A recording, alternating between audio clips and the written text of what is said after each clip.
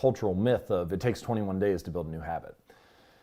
Well, thankfully, there's been some research done on this to figure out how long it actually takes to build a new habit. And what they found is that, well, 21 days could work, but it really depends on the habit and the situation, which probably isn't a surprise to you, right? Behavior is very contextual. For a simple habit, like drinking a glass of water at lunch, it might only take 18 or 20 days to build that habit and make it routine and repeatable.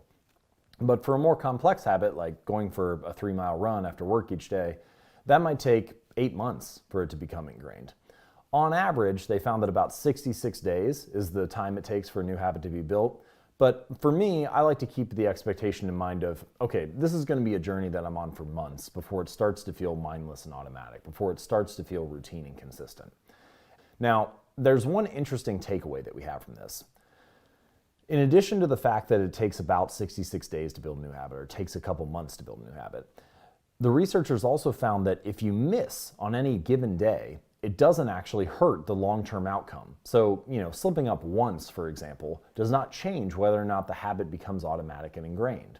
And this idea is incredibly important because it helps us abandon this concept of the all or nothing mindset, the idea that I have to be perfect and stick to my habit for 38 days in a row in order for it to become ingrained in me. That's actually not true. It's not what the researchers found. We just need to repeat things consistently. If we miss once, it doesn't matter over the long run. Our habits need to build upon each other, build upon themselves, reinforce the identity and the type of person that we want to become so that we continue to believe in the change that we're making.